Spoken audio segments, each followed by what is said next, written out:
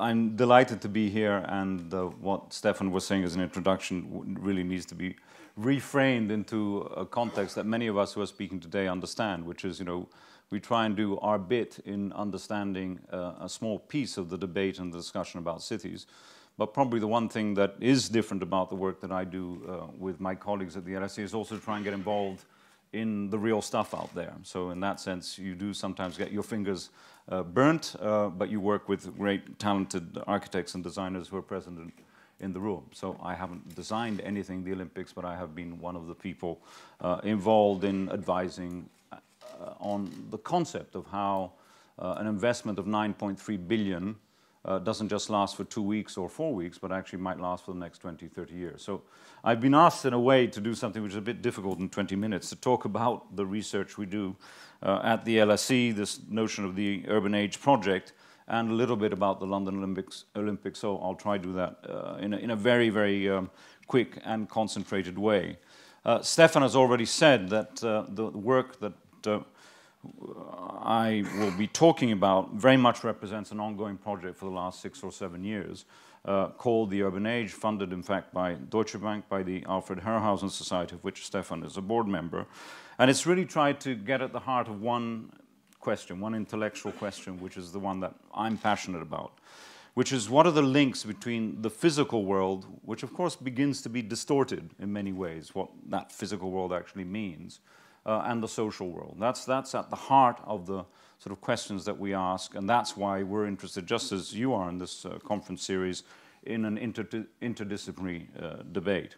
What are the decisions that are made about, say, the future of a place like this, which happens to be Mexico City, a city which, in fact, my co-editor in the book, The Endless City, invented the term, Dejan Sujic. When he looked at this picture, he said, well, Mexico City is literally endless. You don't know where it ends. This picture could keep on going left and right for another 20, 30 meters. But also because of the notion that cities are becoming so large and so undefined that they themselves, as a sort of genetic typology, are becoming endless. So those are the sort of the two axes. But as I was saying, the critical thing in many ways that we're interested in studying, with those of you who make the decisions, both political and design-wise, are which way to go. And simplifying this enormously, this is one way of going. 22 million people living in probably something like 150, 200 miles radius, one of the most unsustainable cities in the world, Mexico City, which is sucking up, drinking up its water, and it takes something like 4 hours a day to commute. Or this is another way of doing cities. It's Hong Kong. It's the most compact, one of the 3 most dense cities in the world, where people like Ollie and others have been working and understand the dynamics. And it's not that one is better than the other, even though, of course, I will conclude that, in fact, one is better than the other.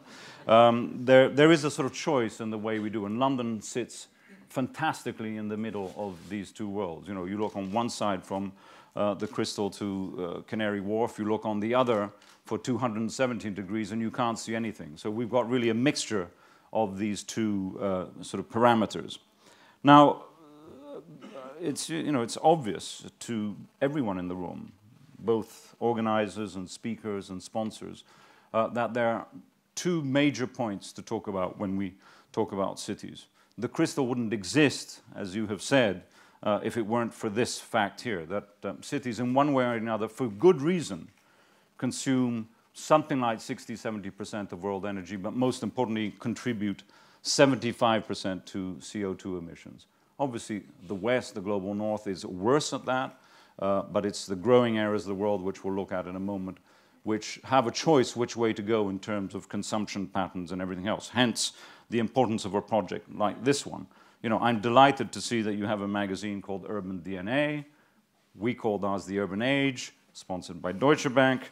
Audi is doing Urban Futures. What next? Basically, German foundations are taking over the research into cities, which is fantastic, and I think we all need to work together on that. So one axis, as I say, is this one, let's call it, broadly speaking, the ecology side. But another one, which is often not talked about, and I think is equally important and significant, especially in the discussions with planners, architects, and let's call it social providers, is this other one here, that 1 out of every 3 of you sitting here, if you were living in the urbanizing world, which is Africa, Asia, and South America, 1 out of every 3 of you in the next 10 years or so would be living in a slum, without water, without any basic infrastructure at all. So some of the conversations that we have in these buildings at the LSE are slightly out of sync with the scale of the problem out there, and I think that's important to be remembered. Because in terms of social impacts, many of you have seen this image hundreds of times, but it's just worth reminding ourselves, this is not a Photoshop reality. What you have on the right is something that is totally standard in the urbanizing world as we talk about. This is what cities on the right are actually about for most people who are growing up and living in cities. It's a favela, it's an informal settlement. It has its own sort of social and human ecology. People live there, they have children, grandchildren, they love each other, they go to school, they have a justice system. But there's no water, and when it rains, it floods. Right? And since this is in São Paulo and in Brazil, the 7th economy in the world, which has just kicked Britain out of that list, you have people with a lot of money. So on the right-hand side, you have what is actually happening in terms of building buildings where the people are so wealthy that they can have a swimming pool on each terrace. So you build in stone, effectively, in concrete, in brick, the social difference that even when the community on the left-hand side will improve, and I'm a great optimist here in terms of what actually might happen, unfortunately that wall, that difference actually remains. So the question that I ask myself as someone who advises organizations like the Olympics, but many others, the work that I do with many of the people in the room, such as Patrick Schumacher, we worked on a project in China where these issues were exactly there, even comes down to an issue here in London. Are we creating environments that, yes, are sustainable, that you get there quickly, that you have Carlo Ratti's wonderful communication systems, or whatever, but behind it all, are we actually creating places which are more equitable? So technology, design, infrastructure, and I guess social cohesion are at the heart of what I'm interested in with my colleagues at the LSE. Now, these images are possibly well known to you, but just reinforce one very important point. What you see in dark green is where cities grew, roughly speaking, when I was born, from the mid-50s onwards. In the light green is where they grew in the 70s and 80s. So you see Tokyo, for example, grew a lot, but most of the European and North American cities were the ones that clearly grew enormously after the Second World War. But it's in white where cities will grow according to the UN in the next 25 years. Again, this is obvious to many in the room. When you suddenly see it on a map, or you think of it in numbers, it's even more dramatic. And here I steal one of the fantastic OMA approaches to presenting figures, which is take this number and turn it of growth and turn it into number of people per hour.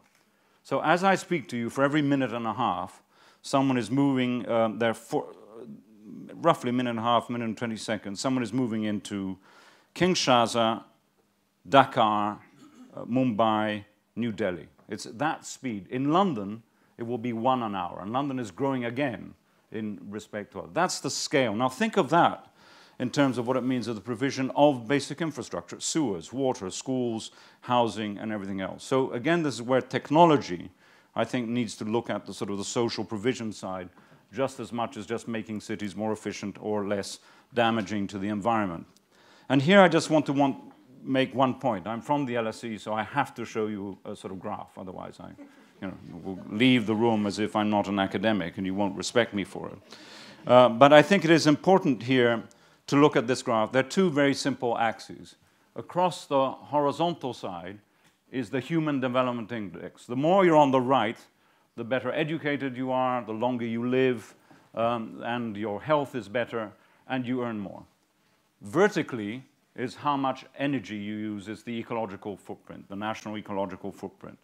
Now, it's pretty clear what you see here, that as sort of life progresses, let's call it, on the right, you use more energy, right? But when you look at the dotted line, which you see just under number 2, that's how much energy one world can actually deal with. Again, very familiar issue to you.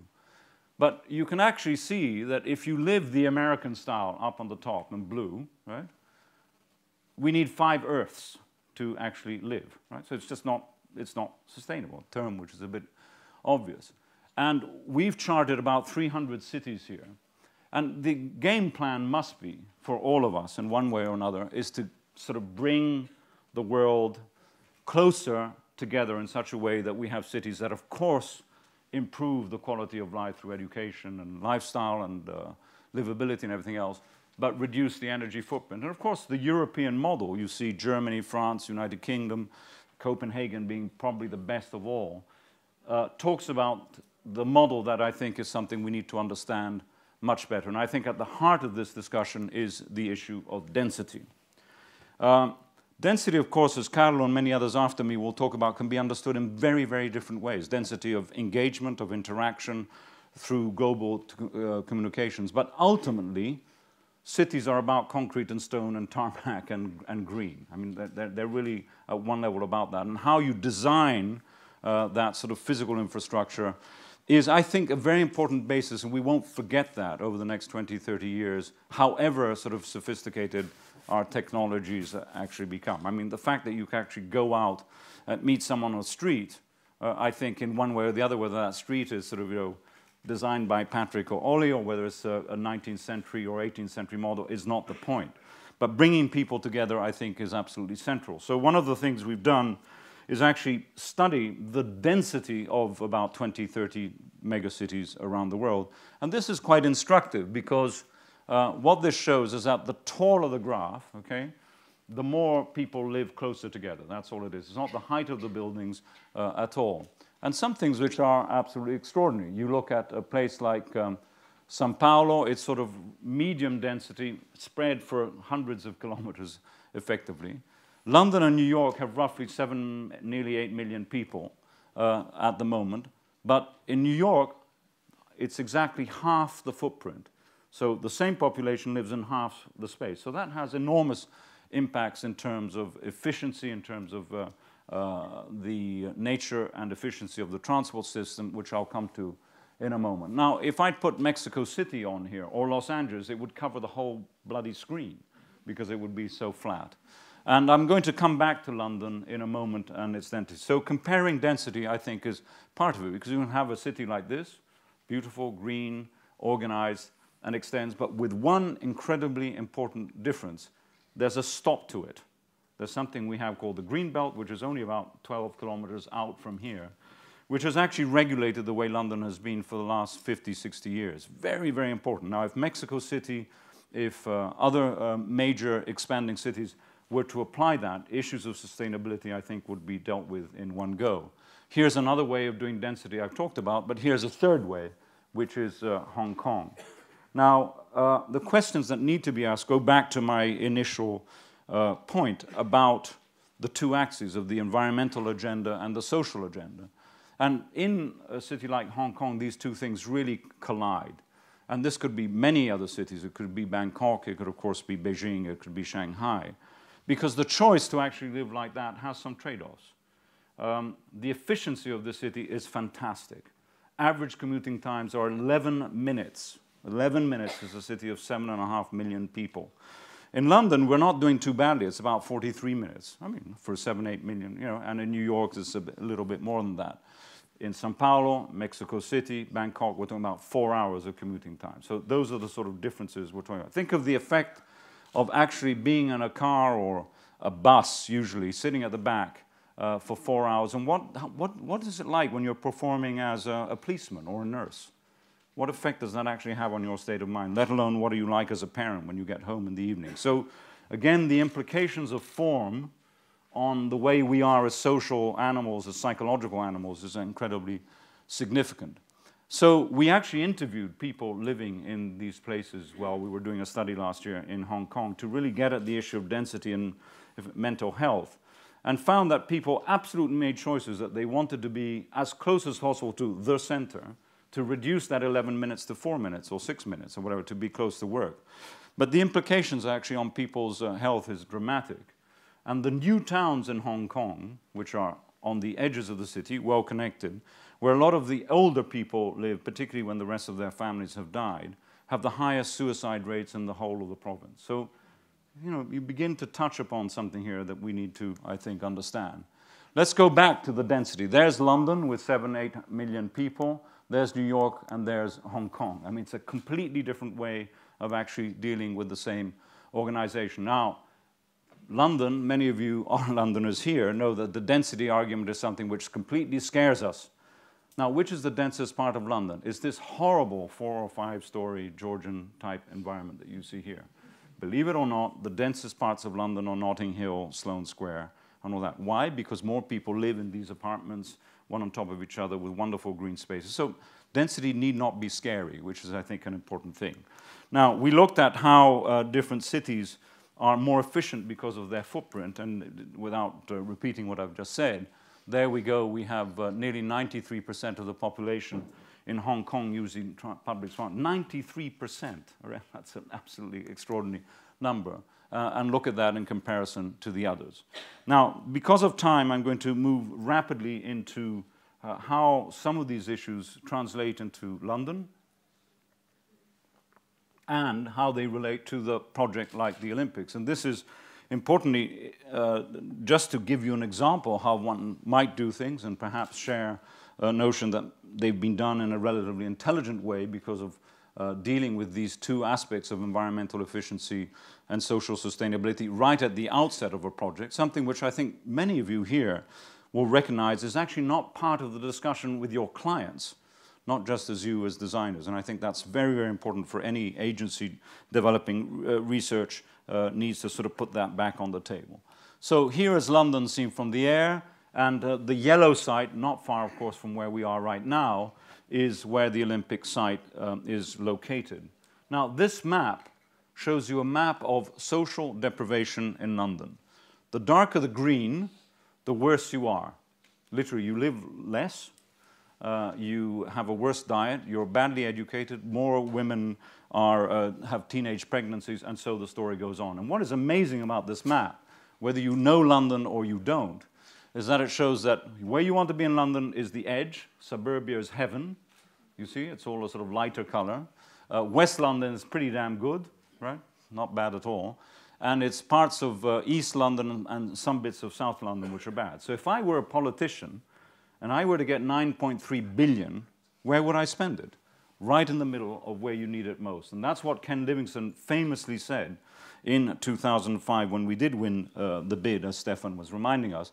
He said, I'm going to use this money not because I believe in the Olympics, not in sport, but because I believe in sort of the big problem that London has is this sort of social inequality, and I want to use that money in such a way that the government won't know that I'm using it for that program. He didn't get re-elected, which is unfortunate, but there we go. Now, if you don't believe this sort of graph, just look at it in this way. It's pretty graphic. If you take the Jubilee line at Westminster, a man lives roughly to the age of 77. This is in the last few years, right? It's not 20 years ago. If you get out not far from here, Canning Town and then Stratford, a man lives on average 7 years less. Okay? That's the same difference in life expectancy that you have between places like Buenos Aires or Quito, so opposite ends of the South American or other parts of Asian cities like Ho Chi Minh City and Hong Kong. It's that radical, but only in the space of about 10, 20 miles. So we had the games. It's the first time I'm actually speaking post-game, so it's actually quite an odd feeling. Maybe many of the things that I was hopeful and optimistic about will not happen, but I have to say we probably did much better than any of us expected as an event. We now have to see what happens from now on. So we've got to live in a way with the legacy we've created. When London won the Games in 2005, in that July, this is what the site actually looked like. Not far from here, you know, literally a few miles north. And you can see one or two things here without sort of going into it in too much detail. You see, I'd say, three important aspects. On the top right, where there's that mound of white earth, right, is where the earth coming out of the Channel Tunnel was being sort of shoved out, coming out of the Big Dig in many ways, which of course made that hub, Stratford, one of the major national and international centres of transport in London. Very, very important. Two, you see that it's a site which is massively fragmented in terms of railway lines, motorways, etc. You know, I don't even need to describe it. It's impossible in a way to get into. In fact, there was only one road, Carpenter's Lane, as it's called, cutting through the site. But thirdly, you also see a sort of quality of the water and the green, particularly going all the way up the top left of the slide, which takes us up to the Lee Valley, which is responsible for effectively bringing clean water to London. So you have these three ingredients that we could have in any urban environment that you all sort of work in. So the question is, what do you do? How do you deal with it? And this is a picture taken about 6 months ago of exactly that site, and you can begin to see certain elements, and which became, of course, familiar during the games if you watched it or you went there. Very close to Canary Wharf, there you see the major canal in the middle on the emerging park designed by George Hargreaves. Now, look at the two stadia on the right in blue, which are the hockey stadia, and look at the second white thing, which is the basketball stadium over there, designed by Wilkinson Eyre. This is what is actually proposed for the next 10, 20 years. Many of the elements are actually taken away, so the blue are removed, and you have housing. This is obviously a sort of artist's vision. The major basketball stadium is taken away, and you have more housing. So the ambition is actually to create a piece of city. And this is what I want to describe to you in sort of the next few minutes available. How was that actually started? What was the approach, both in terms of policy, but in terms of design ambition? And where are we today, which is where I want to conclude. So I don't think I need to stress the fact that we're in one of the best connected hubs, both in London, 11 minutes or whatever it is to King's Cross, St. Pancras, and most of central London, but also regionally. That's very, very important. Lots of the sort of suburban commuter lines come into Stratford, and of course the international links now to Paris and Brussels, etc. This map shows, from a number of years ago, the transport accessibility. So the purple is the best, red is the next best, and blue is the worst, right? So rich people live where you can't get to, in the case of London, exactly the opposite in Milan and Paris, which is fascinating, but there we go. And you see, you can just follow straight up from Canary Wharf and the Isle of Dogs. Many of you know it, I don't have a pointer here. Straight up, and there's a bubble of red and purple, and that's Stratford, okay? So the idea was most deprived, but actually potentially incredibly well connected. Good place to invest and do something. So the site a few years ago looked like this, sort of charming, polluted, but has a potential there. But you see the first thing which strikes you is the electricity pylons. If you have electricity pylons, you can't build anything, not in the West anyway. So it's handy to have 300 million given to you by central government to actually do something about it. You're looking at me? Yes. Yes, okay, fine. The other thing around the site, of course, is an incredibly rich mix of different communities, which is very much what this part of London has been for generations. But this is exactly what the site looked like in 2005. The largest fridge mountain in Europe, where every single piece of domestic equipment was set up. So the project was very much about that. It was also about creating venues where, at that point, naively, we thought that the Brits only won medals sitting down, in sports sitting down. It's actually changed this year, which is the most bizarre. But, you know, so maybe keep a few stadia for that. So here is the site. It's actually owned by the Mayor of London, who's now become the chairman of the board that owns it. And let me go through, literally in 3 minutes, how the project has been evolved. You see the major transport hub in the middle of the site. There's a major shopping center around it. It was actually built before the Olympics was a known deal. As I explained, there's a sort of strong system of water, and therefore, first decision, put a park around the water. So that was the first idea. Secondly, hardly any connections, use the money to make bridges and links. 38 new links and bridges actually being created on, around the project. Then put housing and jobs, the pound sign, where there is good public transport. Build all the venues you need for the event, but take them away when you don't need them afterward. What's the point for us having a basketball stadium when we don't play basketball? We're all too short or whatever in this country. And importantly, keep the things that you need. So Patrick and Zaha build an aquatic center. We don't have actually a large swimming pool complex. Velodrome, we don't have one, etc. So that's the simple idea. And this is what the park looked like, you know, from the Fridge Mountain days. That's where the Fridge Mountain actually was. So it's pretty extraordinary, and that's how it was used during the days. Interestingly, you see down here that even the bridges leading to what in fact is Patrick's aquatic center on the right are double the width, because they need to be that wide when you have 300,000 people. But then the brown bit will be taken away and reduced so that you have something which is more urban in scale in terms of linking to the communities. This wonderful building by Wilkinson Eyre has been designed to completely be dismounted, and it is being now, and apparently the mayor of Rio is taking it to the 2016 Olympics. I think that's a very important way of doing it. This beautiful building remains, and even the aquatic center. I've heard Patrick and Zaha say they think it's a little bit ugly, right? But that's because the two side wings are going to be removed. The whole idea is that actually those yellow bits on the side will be removed, and it will be this very slick, elegant sort of structure. So everything has been designed, as I say, to think about the future. So what is happening right now? These red stars are being demounted, and they leave, and this is the most important diagram of my talk, they leave 5 or 6 big sites which have been cleaned up, made more accessible, have good energy systems provided, and have the opportunity, because of actually what's been done to the area with schools and other facilities, to actually become pieces of city. And this is where the master plan, the legacy master plan, which has been developed there for a number of years, really tries to do. Now, if you're at the back of the room, this should feel a little bit like normal London. And here are the last 3 slides. No, here are the last 3 slides. This is what the A to Z used to be like in 2005, right? Only one crossing point, lots of mess, right? But in many ways, we see, could be Camden, could be something else. This is what it looked like until 2 weeks ago. It doesn't matter, because you didn't have a ticket, you couldn't get in. Most importantly, and this is where I want to end, that the whole project is about trying to make this more like London. Nothing to do with the architecture itself, but all about to do with the, sort of the connectivity and the structure of city, which I think will support over time, because of its connections, because of its housing policy, and because of its ambitions to be sustainable, the 2 central themes that I was talking about before. That cities of the future, but particularly retrofitting cities of the today, need to be both socially and environmentally more sustainable, and that's the story behind the Olympic Games. Thanks very much.